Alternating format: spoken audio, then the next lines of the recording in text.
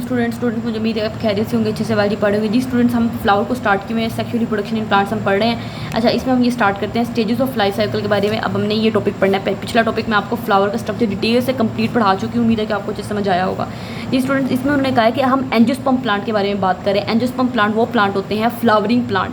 Flowering plant का ही दूसरा नाम एंजियोस्पर्म प्लांट होता है। ठीक है, क्या फ्लावरिंग प्लांट को ही एंजियोस्पर्म प्लांट कहते हैं। और फ्लावरिंग प्लांट कौन से प्लांट होते हैं? जो फूल प्रोड्यूस करते हैं, और फ्लावर जो फूल होता है उसी के अंदर सारा काम चल रहा होता है, उसी के अंदर सेक्सुअली प्रोडक्शन चलनी होती है। आपको पीछे पता है, पढ़ के आए हम पीछे। ठीक है, अब आपने याद रखना है, फॉर एग्जाम्पल ये एक पौधा है, ये एक प्लांट है। ठीक है, एंजियोस्पर्म प्लांट, फ्लावरिंग प्लांट, इसके ऊपर फ्लावर लगा हुआ है। ठीक, अब ये वाला फॉर एग्जाम्पल ये एक पौधा है, ये उसके पत्तियाँ हैं, ये उसकी रूट्स हैं, ये उसके ऊपर फूल लगा हुआ है। ठीक है, तो ये वाला जो प्लांट है ना, इसको कहेंगे स्पोरोफाइट जनरेशन है। ये जो आपके इर्द गिर्द आपको जितने ये पौधे नज़र आ रहे हैं ना, जिनके ऊपर फूल लगे होते हैं, वो सारे स्पोरोफाइट जनरेशन आपको नज़र आ रही है। आपको गैमेटोफाइट जनरेशन नज़र नहीं आती। क्यों? क्योंकि गैमेटोफाइट जनरेशन फ्यू सेल्स पर मुश्तमिल होती है, कुछ ही सेल पर मुश्तमिल होती है, वो नज़र नहीं आती आपको स्पोरोफाइट जनरेशन नज़र आती है। तो आपके इर्द गिर्द जितने भी पौधे हैं वो सारे स्पोरोफाइट जनरेशन है। ठीक है, तो वो कह रहा है कि एंजियोस्पर्म प्लांट जो होता है, जो आपके इर्द गिर्द मौजूद है फ्लावरिंग प्लांट, वो सारे के सारे कौन सी जनरेशन है? वो स्पोरोफाइट जनरेशन है, वो गैमेटोफाइट जनरेशन नहीं है।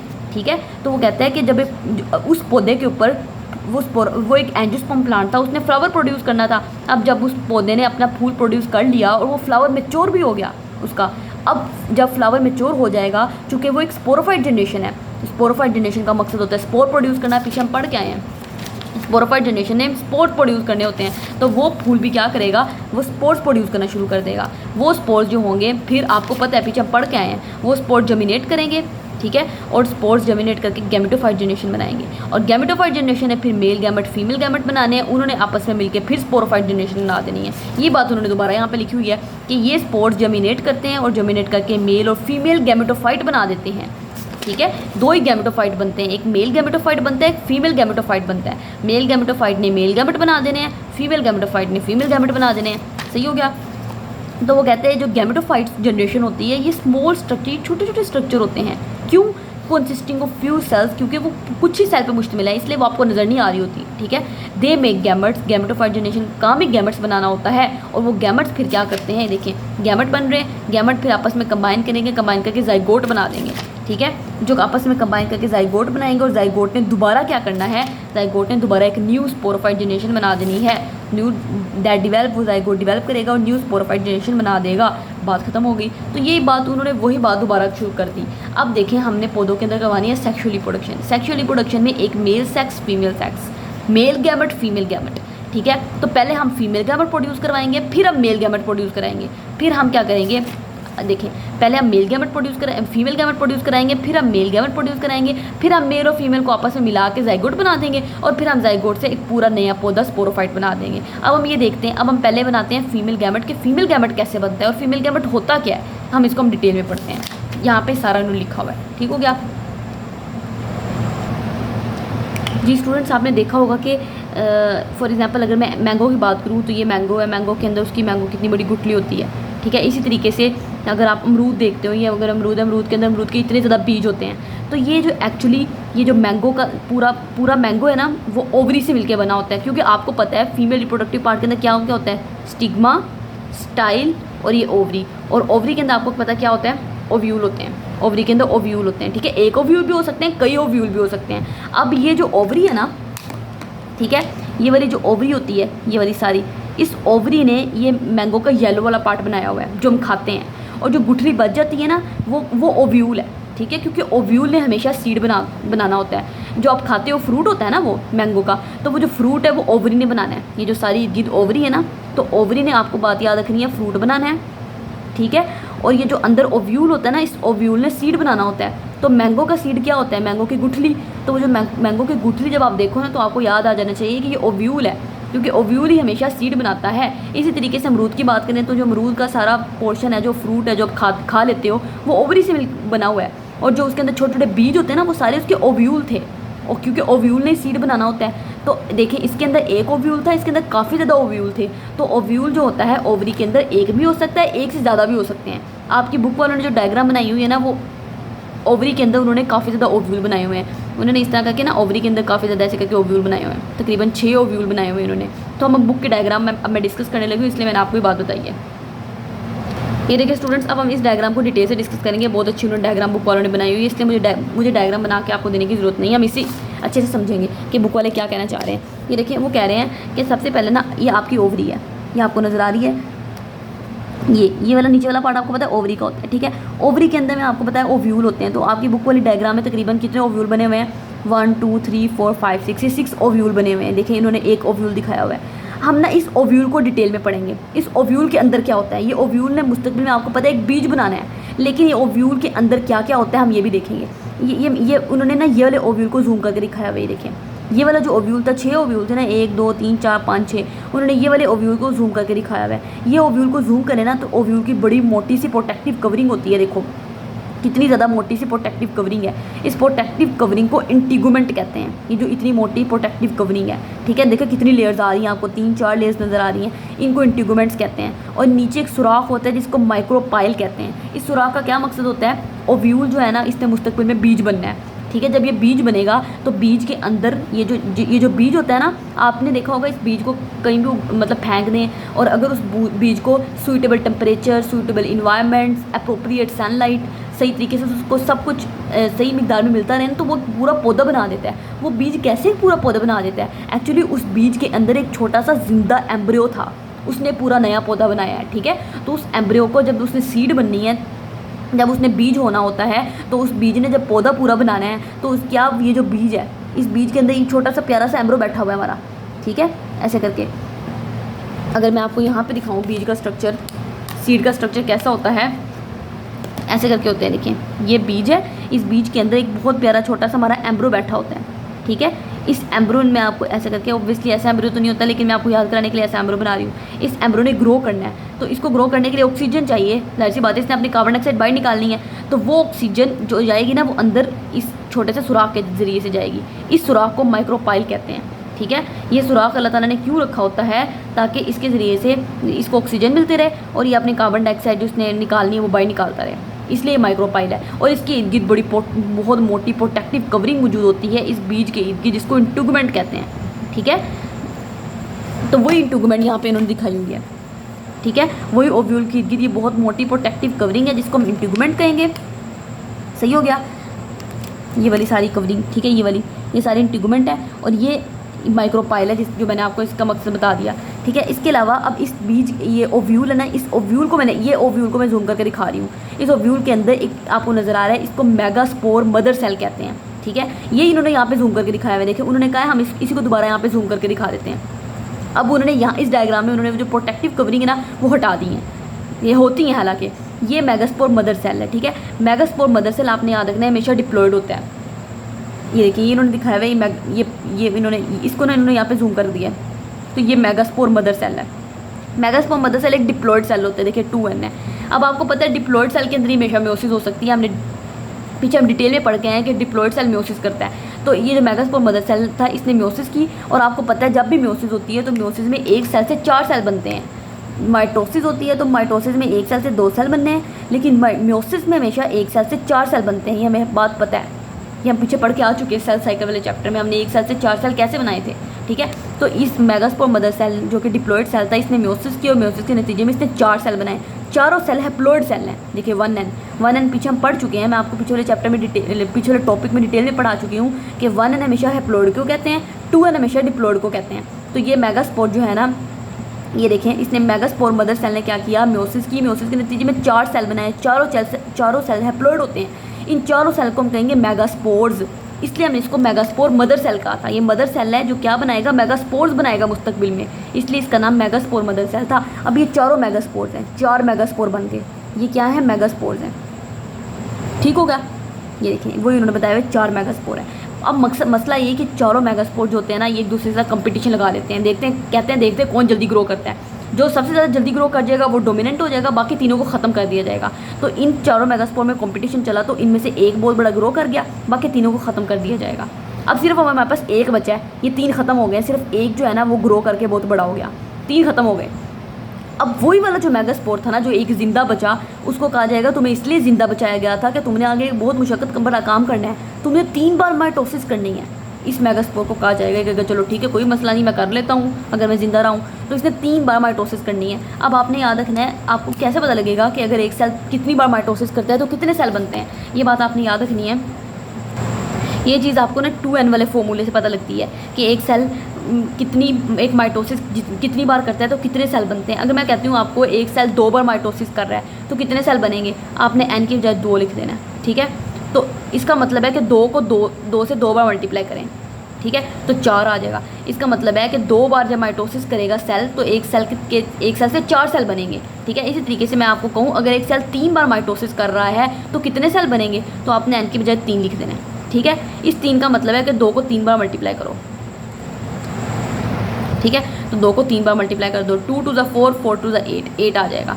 इसका मतलब है जब एक सेल 3 बार माइटोसिस करेगा तो 8 सेल बनेंगे। तो हमने इसको कहा मेगास्पोर को कि तुमने 3 बार माइटोसिस करनी है, तो उसने कहा ठीक है मैं कर लेता हूँ। तो जब उसने 3 बार माइटोसिस की तो कितने सेल बनने चाहिए, 8 सेल। तो वही बात है, देखिए 8 सेल बने हुए हैं, 1 2 3 4 5 6 7 8, 4 ऊपर हैं 4 नीचे हैं, ठीक हो गया, सही है। अब हमारे पास 4 सेल बन गए, ठीक, 8 सेल बन गए, 4 ऊपर चले गए 4 नीचे चले गए। अब इनमें से भी क्या होता है, 2 सेल दरमियान में आ जाएंगे, टोटल 8 सेल है ना जी स्टूडेंट्स। ये देखें ये वो सेल है, इस सेल ने 3 बार माइटोसिस की, 3 बार माइटोसिस करेगा तो 8 सेल बनेंगे। मैंने आपको बताया 4 सेल ऊपर चले गए और 4 सेल नीचे आ गए, ठीक। ये फिर क्या होता है, फिर आगे कहा जाता है कि अब इस तरह की बात बनेगी, अब एक और अरेंजमेंट करनी पड़ेगी। क्या अरेंजमेंट करनी पड़ेगी, 2 सेल दरमियान में आ जाएँ, 3 इधर चले जाएँ, 3 इधर चले जाएँ, तो 8 सेल हो गए, 3 3 3 6 7 8। अब ये वाले 2 सेल दरमियान में है ना, इन्होंने आपस में फ्यूज़ कर जाना है, ठीक। इन्होंने आपस में फ्यूज़ करके एक सेल बना देना है दोनों ने।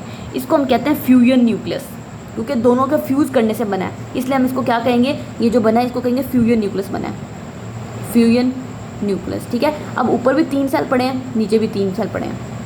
अब कितने सेल रह गए, 6 रह गए, 3 3 6 रह गए, और ये तो फ्यूजन न्यूक्लियस बन गया। अब ये जो 6 सेल रह गए ना, इन 6 सेल में से कोई एक सेल, कोई भी एक सेल वो बड़ा हो जाएगा और वो बड़ा होकर एग सेल बना देगा, ठीक है, ठीक है। ये मान लो ये 3 ऐसे ही पड़े रहे, इन्होंने कहा नहीं हमने नहीं किसी ने एग सेल बनाना, और ये तो फ्यूजन न्यूक्लियस पहले ही बना हुआ है, ठीक है। तो ये वाला मान लो, ये वाला सेल ये कहता है चलो मैं बड़ा हो जाता हूँ, मैं बड़े होकर एग सेल बना लेता हूँ, तो इस सेल ने बड़े होकर एग सेल बना लेना है, ठीक है। ये एग सेल है, ठीक, और ये फ्यूजन न्यूक्लियस है, ठीक, ये बन गया। अब ये वाला हमारे पास स्ट्रक्चर, ये वाला हमारे पास पूरा स्ट्रक्चर, ये पूरा स्ट्रक्चर, इस स्ट्रक्चर के अंदर हमारे पास क्या क्या मौजूद है, ये हमारे पास पूरा स्ट्रक्चर, इस स्ट्रक्चर के अंदर हमारे पास क्या क्या मौजूद है, हमारे पास 3 3 6 7 टोटल 7 सेल मौजूद हैं। इन 7 सेल में से एक फ्यूजन न्यूक्लियस है, एक एग सेल है, और 1 2 3 4 5, और जो 5 है वो नॉन फंक्शनल सेल है, वो कोई काम नहीं कर रहे। इस पूरे स्ट्रक्चर को हम कहते हैं फीमेल गैमेटोफाइट, ठीक है। मैंने आपको बताया था ना 2 गैमेटोफाइट बननी है, एक मेल गैमेटोफाइट बननी है, एक फीमेल गैमेटोफाइट, तो ये फीमेल गैमेटोफाइट है, ठीक हो गया। इसी फीमेल गैमेटोफाइट का दूसरा नाम है एम्ब्रियो सैक, ठीक, क्यों, क्योंकि मुस्तकबिल में इसी के अंदर एम्ब्रियो आएगा। वो जो मैंने आपको इतना प्यारा छोटा सा स्ट्रक्चर सीड के अंदर दिखाया था, ठीक है, सॉरी वो ख़त्म हो गया है, सीड के अंदर एक स्ट्रक्चर दिखाया था जिसको हमने एम्ब्रियो कहा था, वो एम्ब्रियो इसी के अंदर बनना है मुस्तकबिल में, इसलिए हमने इसको एम्ब्रियो सैक कह दिया, या इसको फीमेल गैमेटोफाइट कह दो। फीमेल गैमेटोफाइट कौन सी, ये वाली, ये गैमेटोफाइट मैंने कहा था ना 2 गैमेटोफाइट होंगी, एक मेल होगी एक फीमेल होगी। फीमेल गैमेटोफाइट फीमेल गैमेट बनाएगी, मेल गैमेटोफाइट मेल गैमेट बनाएगी। तो वो जो फीमेल गैमेटोफाइट है वो ये वाली है, ये फीमेल गैमेटोफाइट है, ठीक है, जिसके अंदर इतनी ज़्यादा चीज़ें मौजूद हैं, इसी को फीमेल गैमेटोफाइट या एम्ब्रियो सैक कहेंगे। सब कुछ बुक में यही लिखा हुआ है। अब हम बुक को पढ़ लेते हैं क्या उन्होंने बुक में यही बातें की हुई हैं। ये देखें वही बात मैंने जो भी आपको बताई, 8 सेल थे, 3 ऊपर चले गए, 3 ऊपर चले गए, 3 नीचे आ गए, 2 दरमियान में आ गए। जो 2 दरमियान में इन्होंने आपस में फ्यूज़ कर लिया और फ्यूज़ करके फ्यूजन न्यूक्लियस बना दिया। ये देखें फ्यूजन न्यूक्लियस, इन दोनों ने आपस में फ्यूज़ करके फ्यूजन न्यूक्लियस बना दिया, ठीक है। ये दोनों ने फ्यूज़ करके फ्यूजन न्यूक्लियस बना दिया, और बाकी 6 थे, 3 ऊपर 3 नीचे, 6 में से एक बड़ा हो गया और उसने बड़े होकर एग बना दिया। और इस पूरे स्ट्रक्चर को मैंने भी आपको बताया फीमेल गैमेटोफाइट कहेंगे या एम्ब्रियो सैक कहेंगे। अब हम बुक से पढ़ लेते हैं बुक वालों ने क्या बातें लिखी हुई हैं।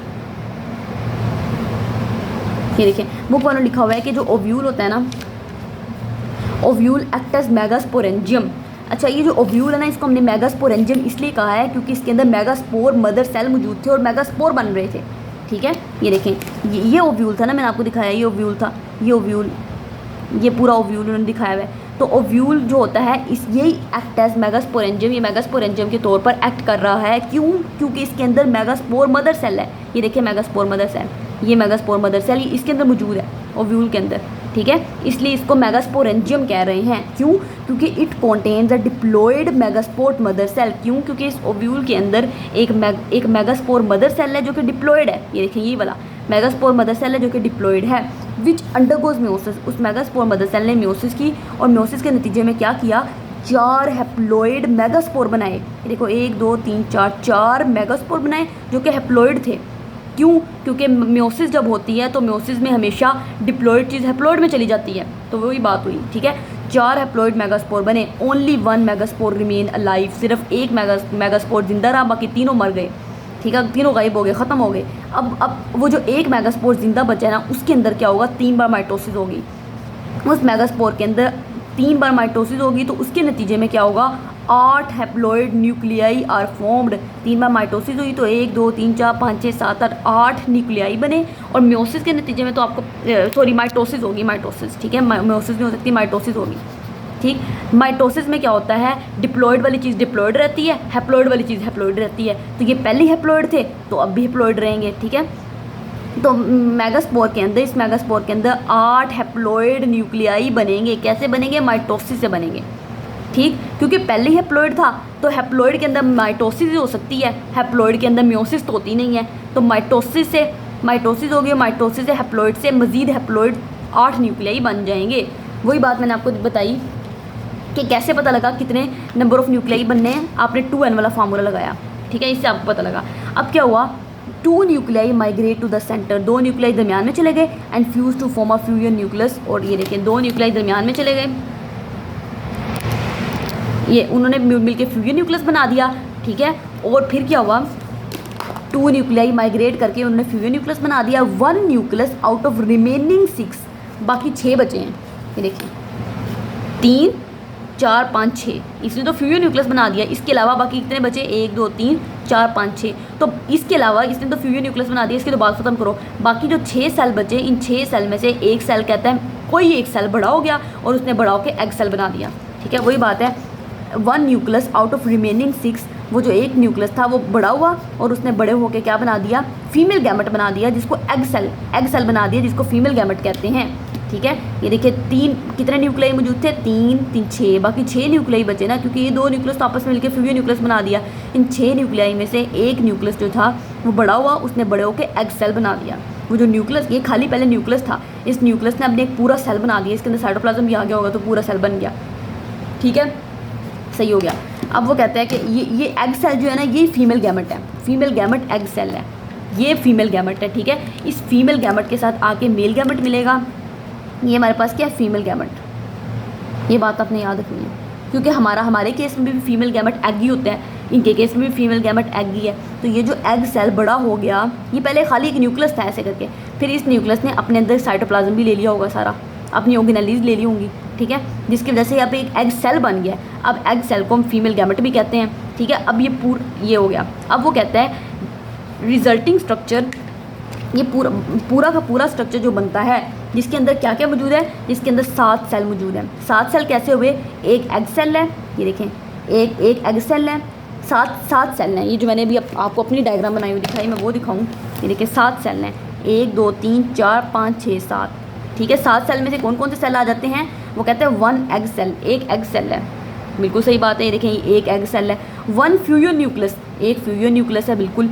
एंड 5 नॉन फंक्शनल सेल, और 5 जो हैं वो नॉन फंक्शनल सेल हैं। तो 1 2 3 4 5, ये 5 नॉन फंक्शनल सेल है, काम नहीं कर रहे। तो ये जो पूरा स्ट्रक्चर है, इस पूरे स्ट्रक्चर को क्या कहते हैं, इसको फीमेल गैमेटोफाइट कहते हैं या इसको एम्ब्रोसैक कहते हैं। बिल्कुल सही बात है, हमने इसको फीमेल गैमेटोफाइट या एम्ब्रोसैक का। तो फीमेल गैमेट क्या है, वो एग सेल है। ये पूरा स्ट्रक्चर फीमेल गैमेटोफाइट है या एम्ब्रोसैक है। क्यों एम्ब्रोसैक कह रहे हैं, क्योंकि इसके अंदर मुस्तकबिल में एम्ब्रो आ जाएगा। तो ये हमारे पास इस तरीके से हमने फीमेल गैमेट बना लिया। अब हम मेल गैमेट बना लेंगे, फिर मेल और फीमेल गैमेट को आपस में मिला के जाइगोट बना देंगे और जाइगोट से पूरा नया पौधा बना देंगे। अब अगले लेक्चर में इंशाल्लाह मेल गैमेट बनाएंगे, वो कैसे बनता है उसका भी बहुत इंटरेस्टिंग तरीका है। आपको उम्मीद है कि हमारे चैनल पसंद आ रहा होगा। काइंडली आप हमारे चैनल को सब्सक्राइब करें, अपने फ्रेंड के साथ शेयर करें, लाइक करें। अल्लाह हाफिज़।